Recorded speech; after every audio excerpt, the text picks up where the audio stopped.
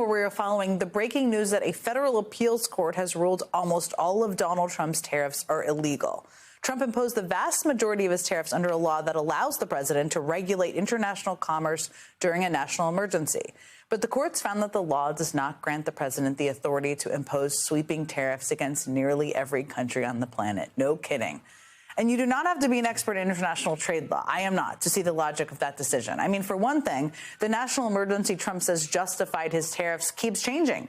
I mean, one day he says it's about stopping fentanyl trafficking. The next day he says it's about other countries ripping us off. And the next day he says it's because he doesn't like how other countries are treating his authoritarian buddies.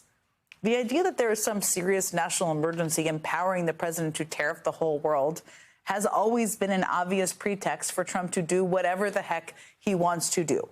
And that's sort of been a theme with Trump lately, or for some time, I should say. I mean, today the Trump administration was in court trying to defend Trump's decision to fire a member of the Federal Reserve Board, something he is also not allowed to do.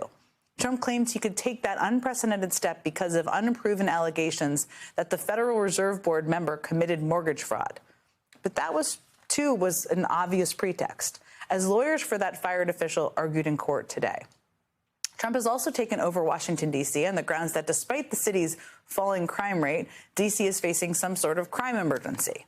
That, too, was an obvious pretext. So obvious, in fact, that the Trump administration has actually failed not one, not two, but 3 separate times to get grand juries made up of D.C. residents to indict the people they have arrested as part of their big old crime crackdown.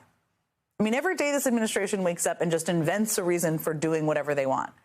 But the American judicial system may finally be waking up to that fact, and that is a good sign. Joining me now is Ian Bassin, co-founder and executive director of the group Protect Democracy, which tracks authoritarian threats. He wrote this incredible piece recently as well, which we will also tweet out.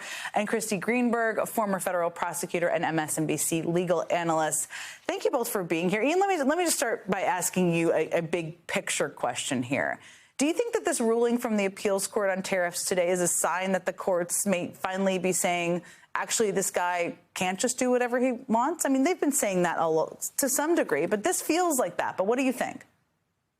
Well, I wouldn't get our hopes up too much. What we've seen recently is that lower courts, the district courts and the appeals courts have really done their job in upholding the role of the judiciary to say what the law is. But the Supreme Court, at a rather unprecedented rate, has been siding with the administration over and over again in cases that seem wildly like should have gone the other way. I don't expect that giant trend to change course, but in this case, and I know you're looking for it, Jen, there is a little bit of hope, because I want to read you a line that was issued by a notable justice recently. And that line said this: "Rule by indefinite emergency edict risks leaving all of us with a shell of a democracy and civil liberties just as hollow." That was written just a few years ago by Justice Neil Gorsuch. So I think in this particular case, the opponents to Trump's global taxes are actually standing on not just solid ground, but solid ground that even this Supreme Court might stand on as well. I mean, Ian, of course, you have a quote from Neil Gorsuch in your pocket. It just doesn't surprise me at all. Let me ask you, Christy. Don't leave home with that one. Don't leave home with that one. We love nerds here. Okay, Christy, I mean, to Ian's point, I mean, the conservative majority in the Supreme Court has definitely let Trump get away with a whole lot of things. But all of these justices come out of a conservative legal tradition that has not exactly made defending sweeping tariffs its mission. So I know we can't predict, but like, what do you think? I mean, is there a chance they could rule against him on this? I mean, there's always a chance, but I mean, normally you would look at a conservative majority and they are very focused on what does the text of the statute say. And we're not going to try to do too much to, have new interpretations. The text says what it says. And here the statute that Trump is relying on, the International Economic Emergency Powers Act, it gives the president authority to take certain actions if he declares a national emergency, but tariffs aren't one of them. There are a number of different things that the act says that a president can do. Tariffs aren't listed there.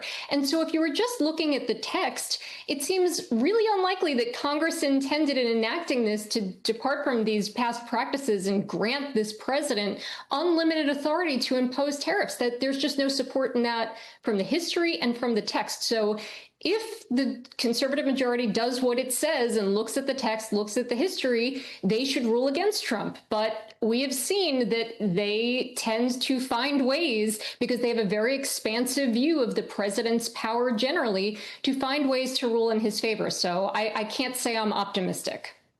They do also like mealy middle grounds, I'll call them. That's not a legal term, but there's a little mealy middle grounding that sometimes happens. Well, let me ask you about something else. There's a whole lot of power grabbing happening these days. So, Ian, let me ask you about another one of these, because the issue of pretext came up a lot today in the hearing for Federal Reserve Board Governor Lisa Cook. And the judge seemed reluctant to weigh in on whether the mortgage fraud allegations are or are not a pretext for her firing, but suggested that it might be relevant in determining Trump's motivation. How do courts look? There's like not exactly a precedent for this sort of stuff, but how do courts look at that kind of thing? How does the law look at this kind of stuff? Yeah, the courts don't have the best technical ways to get at the motivation of individual government thinkers, and there's a lot of debate about to what extent they should do that. But there's also another simple legal concept called common sense, right? You know, judges and justices, they're human beings too. Sometimes it doesn't appear that they are, but actually I know on good authority that they are. And if you just have simple common sense and you look at what's going on right now, big picture, right? Donald Trump is using the full force of the federal government to do exactly what he said he was going to do, enact revenge on people he perceives as his opponents, right? So he's alleging mortgage fraud against Adam Schiff, against Tish James, now against the one swing vote on the Federal Reserve to give him the power to control it, which he's already been talking about doing even before these allegations got floated. How many elected Republicans out there is the Federal Housing Finance Authority investigating for mortgage fraud?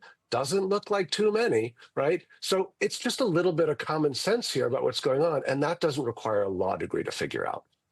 I love that common sense could actually be a driver here. That gives me like some hope in my soul. The other thing gives me a little hope, Christy. I know we're jumping around here, but there's a lot of legal news today. So I'm just so happy to have you both here. I want to get your reaction to the news that D.C. U.S. Attorney Jeanine Pirro has failed 3 times to secure an indictment from a grand jury against D.C. protesters. I mean, as I understand it, but you can explain it better to all of us, getting an indictment is supposed to be not easy, but maybe easier than it seems right now for them, at least much easier than getting a verdict. What does that say about her and about, I don't know if it's the mood of D.C. residents or if it's the weakness of their case? I mean, how do you read it? Yeah, look, in certain cases, it sounds like that there was overcharging. No one is saying that DOJ should condone anyone throwing at anything at a federal agent or spitting at a federal agent, but where the contact is relatively minor, nobody gets hurt, there are no injuries, generally you're firmly in misdemeanor territory. And the fact that they keep escalating everything and making it a felony, that is notable. And clearly the grand jurors have said, no, you've gone too far. And, you know, every day you see Jeanine Pirro making these videos from her office highlighting the work of the public safety surge. And, you know, I watch these videos. I'm like, where are the murder cases? Where are the gang cases? Where are the rape cases? I mean, she's devoting a video to a Subway sandwich thrower. And, you know, it's kind of, you know, if you're spending your time as the U.S. attorney taking selfies at barbecues and pizza lunches and making videos, like, you're not exactly painting a picture of a national crime emergency here. And I think that, you know, we've heard Donald Trump say the people of D.C. want the National Guard. They want the people there. And I think these grand jurors are sending a very different message saying, look, we're looking at this conduct and we're actually not going to necessarily hold people accountable because we think you're going too far. You know, we heard from a whistleblower that Emil Bovee told prosecutors they should consider telling the courts F you. This is kind of the grand jurors, the people of D.C. telling DOJ F you. I'd also note that this office is down 90 prosecutors. A third of their career staff have left. Investigators have left. Paralegals have left. So again, the prosecutors are also kind of saying F you to this DOJ. Maybe less time taking selfies, more time hiring prosecutors and investigators who know how to properly charge a case. That's very good advice, pragmatic advice, I'm going to call it. Ian, let me ask you, I wanted to spend more time talking about this, but there's so much news today. You wrote this great piece, the hard-won hope of the long defeat. And there's a lot in here, but there's a line I just wanted to read because it just stuck with me because it's how I'm feeling. But it's not just the individual threats that weigh on us. It's the sheer volume. The autocrat's playbook isn't just about single acts of repression. It's about creating a dozen crises at once. This is not incompetence. It's a strategy.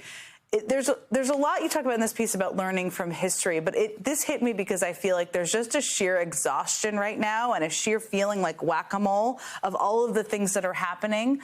What can we learn from history to help us deal with this moment, or even just know what's coming, to know what we have to deal with? Well, I wrote this piece because I think we've had a lot of dark weeks in sort of this rise of autocracy under Donald Trump. And I think this has been one of the darkest, where it has just seemed like the strategy that he has deployed of flood the zone, of emergencies made up and crises all at once in order to seize and consolidate power reached kind of an apex this week. And it felt quite bleak on a lot of fronts. And I think I went back to history, to all of the prior pro-democracy and pro-freedom movements, whether it was the Solidarity movement in Poland or the African National Congress in South Africa or the Civil Rights movement here in the United States, the marriage equality movement here in the United States. And they all had dark midnights. They all had moments when things seemed bleak. And it was in those moments that the leaders said, we still have to do the right thing now. We have to hold on to truth. We have to hold on to justice. It's a moral imperative. And if we do that now, it plants the seeds for the victories of the future. And sometimes those victories take a long time to come, but in other times, the winds shift immediately and the victories come quickly. And our job is to hoist the sails now. And I think it gives us something to hold on to. We are not the first who have faced dark moments like this. We will not be the last. And the world will keep on turning. The dawn will come. And it's our job to just stay in the fight.